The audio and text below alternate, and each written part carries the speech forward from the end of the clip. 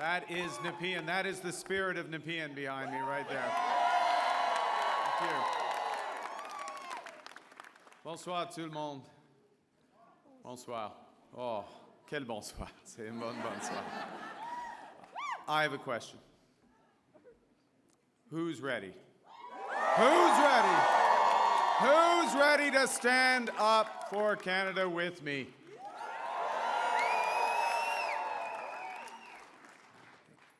And who's ready? Who's ready to build Canada strong? Okay, we got that settled. That's good. Avant de commencer, je voudrais féliciter les autres chefs de parti, de leur campagne et de tout le travail qu'ils ont fait. Je les remercie pour leur service envers le Canada, maintenant et dans le futur. I want to thank the leaders of the other parties. I want to salute the contribution of Jagmeet Singh. I noticed his remarks. Yeah. Leading on progressive values. Elizabeth May, who will be returning. François Blanchet. And I want to congratulate Pierre Poilievre on a hard-fought, fair, good campaign, his commitment to the country that we both love.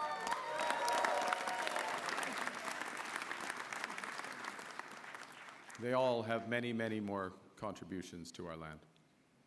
Thank you, Diana. Thank you, Diana, for your work on this campaign. Thank you, Diana, for the commitment and compassion you bring to everything that you do. Tonight simply would not have been possible without you and without the support of our 4 children who inspire me to service every single day.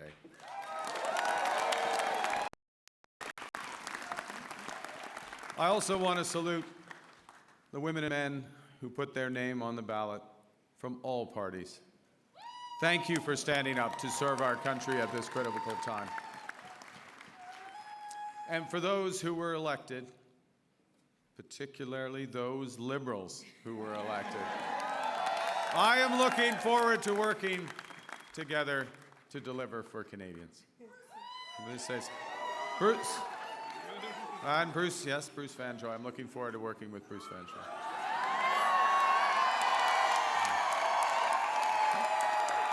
Fantastic. He will be a great MP. We're going to have fun tonight. Yes, we're going to have fun. Bien sûr, je tiens à remercier les milliers de bénévoles ici ce soir et à travers le pays qui ont donné de leur temps pour cogner au port, pour faire des appels, pour échanger avec leurs voisins et les membres de leur communauté, pour nous donner un gouvernement fort. Ouais, c'est ça. You know, I chose to enter politics because I felt we needed big changes in this country. But big changes guided by strong Canadian values. Values that I learned at the dinner table from my parents, Bob and Verley, and from my siblings. I appreciate this more in retrospect from my siblings. My siblings, Brenda, Sean, and Brian. Values that I learned on the ice from my coaches. Values that have been reinforced as I've met with Canadians across this great country. And those include 3 values that I want to highlight this evening. Humility. It's Canada after all. Ambition. It's Canada after all. And unity. It's Canada.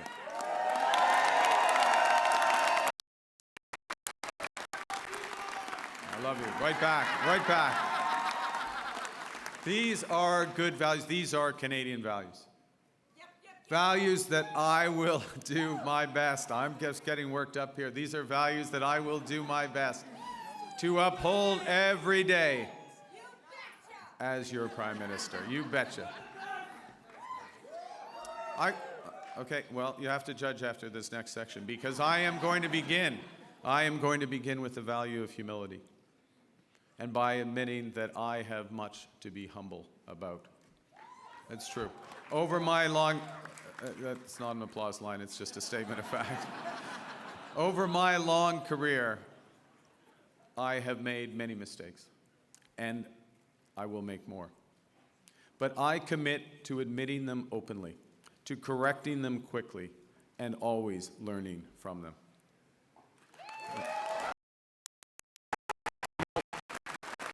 Humility underscores the importance of governing as a team in cabinet and in caucus, and working constructively with all parties across Parliament, of working in partnership with the provinces and the territories, and with Indigenous peoples.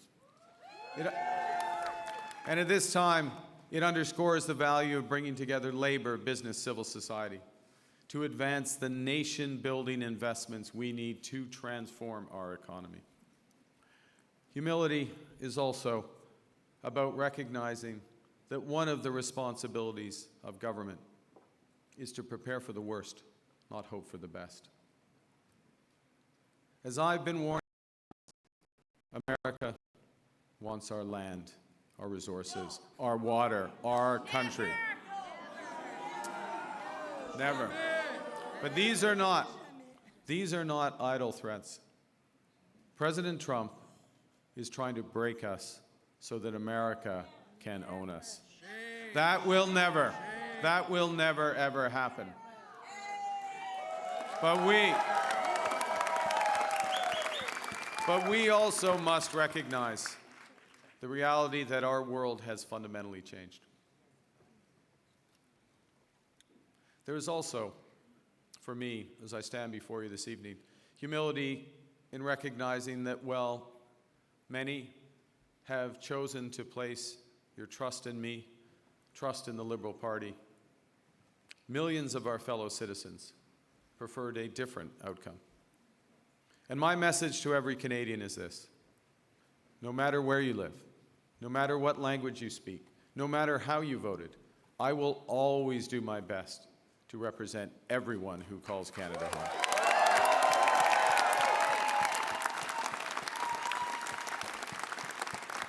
You know, during this short campaign, I went to Saskatchewan and Alberta a couple of times, even though, you know, we're Liberals. It's tough out there. I grew up there. But I went because I intend to govern for all Canadians.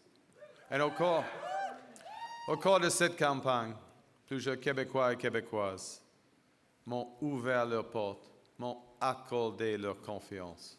J'en suis profondément touché et je vous en remercie. La langue française. La langue française, la culture québécoise, elles sont au cœur de l'identité canadienne.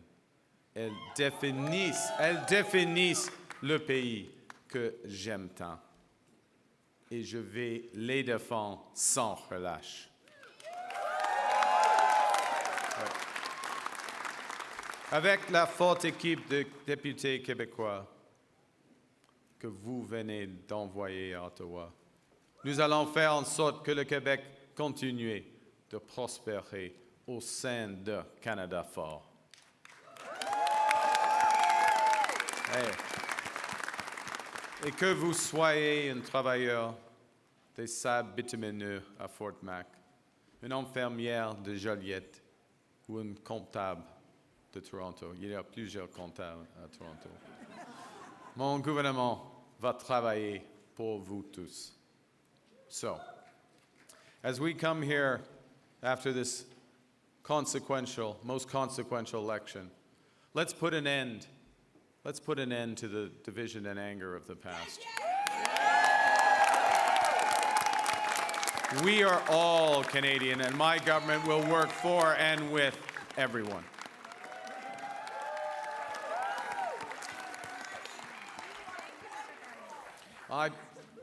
I began with humility, but Canadians are ambitious. And now, more than ever, it is a time for ambition. It is a time to be bold, to meet this crisis with overwhelming positive force of a united Canada. Because We are going to build. Build, baby, build. And exactly. Throughout, we're not well, no, we're building now. We've gotten over that bit. Throughout our history, there have been turning points. Throughout our history, there have been turning points when the world's fortunes were in the balance. That was the case at the start of the Second World War, just as it was at the end of the Cold War. And each time, Canada chose to step up, to assert ourselves as a free, sovereign, and ambitious nation, to lead the path of democracy and freedom, and, because we are Canadian, to do so with compassion and generosity. We are once again at one of those hinge moments of history. Our old relationship with the United States, a relationship based on steadily increasing integration, is over. The system of open global trade, anchored by the United States, a system that Canada has relied on since the Second World War, a system that, while not perfect, has helped deliver prosperity for a country for decades, is over. But it's also our new reality. We are over the shock of the American betrayal, but we should never forget the lessons. But you're going to take us forward. We have to look out for ourselves.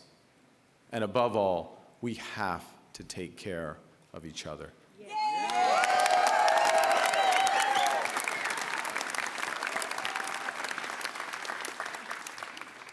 When I sit down with President Trump, it will be to discuss the future economic and security relationship between two sovereign nations.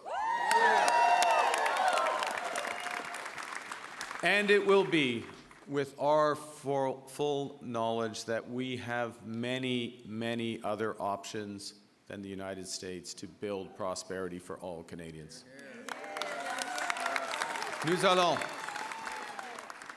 Nous allons renforcer nos relations avec des partenaires fiables en Europe, en Asie et ailleurs. Et si les États-Unis ne veulent plus jouer un rôle de premier plan dans l'économie mondiale, le Canada le fera. We will lead, not the Americans. Nous sommes maîtres chez nous. Nous allons bâtir des millions de logements, une superpuissance énergétique, de bonnes carrières dans les emplois spécialisés et une seule économie canadienne, pas 13. We will chart a new path forward because this is Canada and we decide what happens here.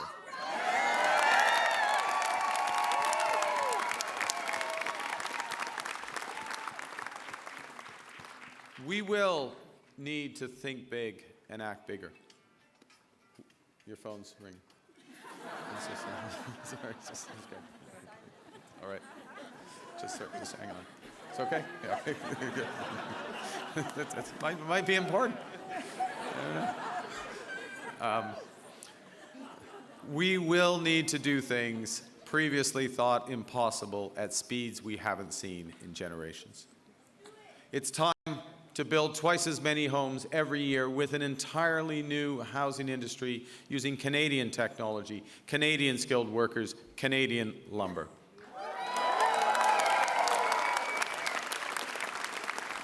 It's time to build new trade and energy corridors, working in partnership with the provinces, territories, and Indigenous peoples. It's time to build hundreds of thousands of not just good jobs, but good careers in the skilled trades. It's time to build Canada into an energy superpower in both clean and conventional energy. And it's time to build an industrial strategy that makes Canada more competitive while fighting climate change.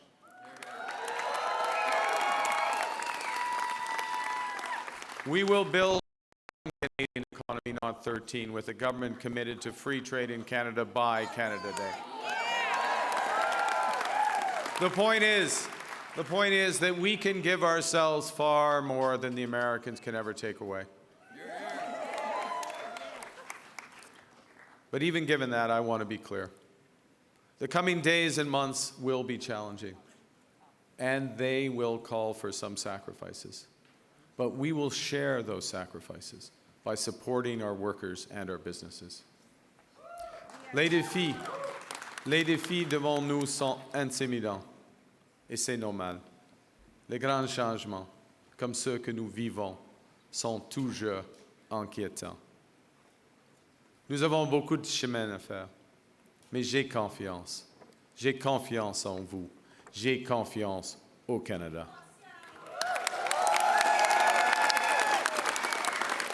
Because Canada is more than a nation. We are and we always will be a confederation, a sacred set of ideas and ideals built on practical foundations. That we know we're not always perfect, but we always strive to be good. We do things because they're right, not because they're easy. That we see kindness as a virtue, not as a weakness. Most importantly, we know that our strength lies in our resolve to work together as a country. It relies on our unity.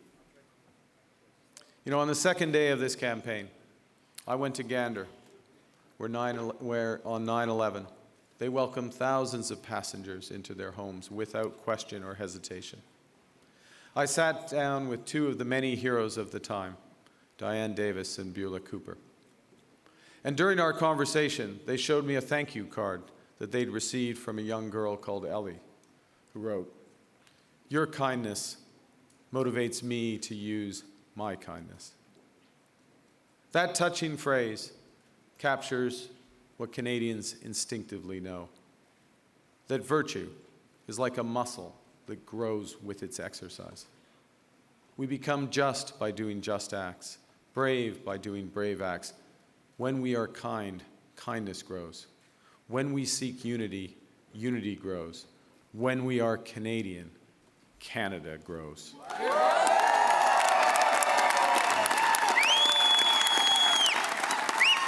And united over our history, we have done hard, seemingly impossible things. United, we have built one nation in harsh conditions despite a sometimes hostile neighbor. Yes, they have form on this, the Americans. United, we have confronted our own past with Indigenous peoples. Unis, nous avons bâti un pays qui rassemble des langues, des cultures et des croyances différentes. Unis, nous avons bâti des institutions culturelles essentielles comme CBC Radio-Canada. United, we have created universal public health care. And now, in the face of this crisis, united, we are buying Canadian. We are exploring everything this country has to offer. We are supporting our friends and neighbors in the crosshairs of President Trump through a crisis that we did not create. United and build the strongest economy in the G7, an economy that works for everyone.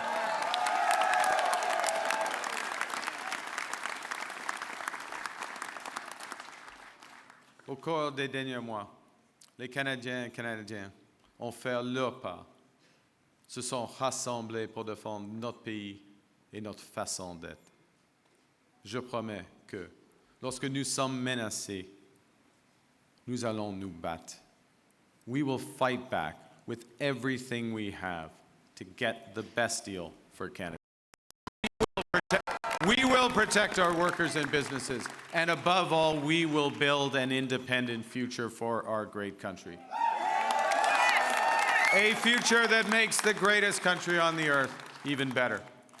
Together, we will build a Canada worthy of our values. We will build Canada strong, Canada free, Canada forever. Vive le Canada. Thank you very much. Merci beaucoup.